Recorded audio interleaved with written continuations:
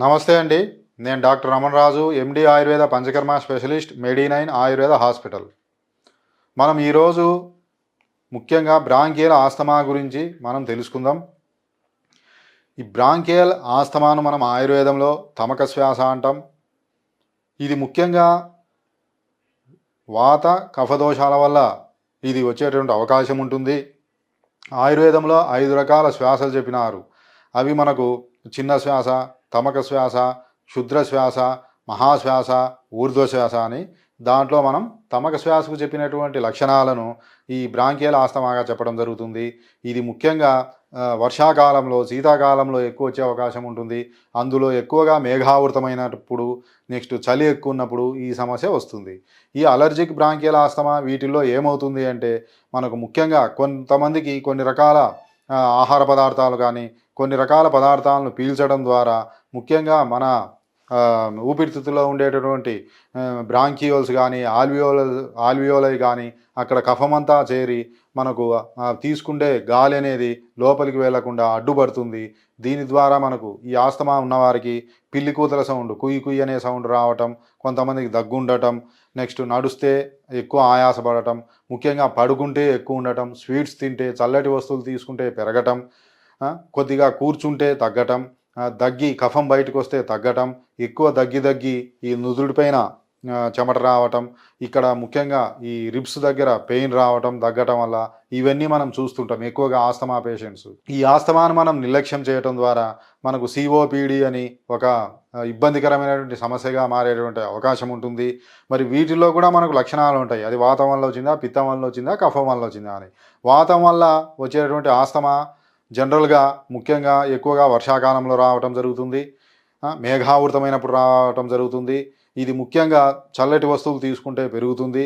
ఇది వచ్చిన వారికి ఎలాంటి వారికి వస్తుందంటే ఎక్కువ సన్నగా ఉండటం, నలుపు రంగులో ఉండటం, అదేవిధంగా ఏదైనా సరే అంతకుముందు ఏదైనా వ్యాధి వల్ల శరీరం కృషించి ఉండటం, మలబద్ధకం ఉండటం, ఎక్కువ టెన్షన్ పట్టడం, టెన్షన్స్ ఎక్కువ ఉండటం, ఎక్కువగా కూల్ డ్రింక్స్ తీసుకోవటం, ఇలాంటి వారికి వచ్చే అవకాశం ఉంటుంది.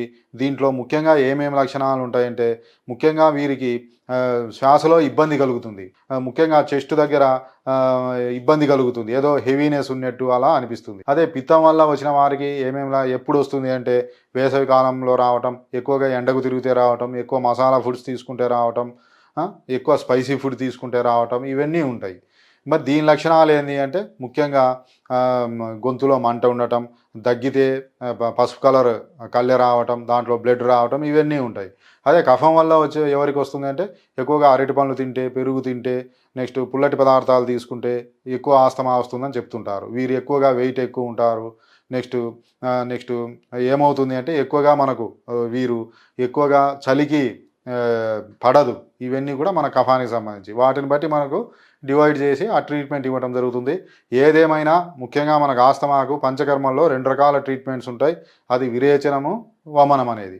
చాలామందికి విరేచనం ఇవ్వటం జరుగుతుంది. విరేచనం వల్ల చాలా వరకు రిలీఫ్ వస్తుంది.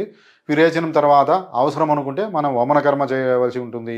ఈ రెండింటి వల్ల మనకి కఫం, ఈ ఎక్కడైతే ఊపిరితిత్తులో పేరుకుపోయిన కఫం అనేది మోషన్ రూపంలో లేదా వమనం రూపంలో వెళ్ళి అక్కడ ఉండేటటువంటి వాయునాళాలు ఆ కఫం నుంచి విడిపోయి ఫ్రీగా ఉండటం వల్ల, ఎయిర్ అనేది ఫ్రీగా మూవ్ కావటం వల్ల మనకు ఈ ఆస్తమా సమస్య అనేది మనకు పూర్తిగా తగ్గుతుంది. వాటితో పాటు మనం మెడిసిన్స్ వాడటం ద్వారా ఈ సమస్య మనకు పూర్తిగా తగ్గే అవకాశం ఉంటుంది.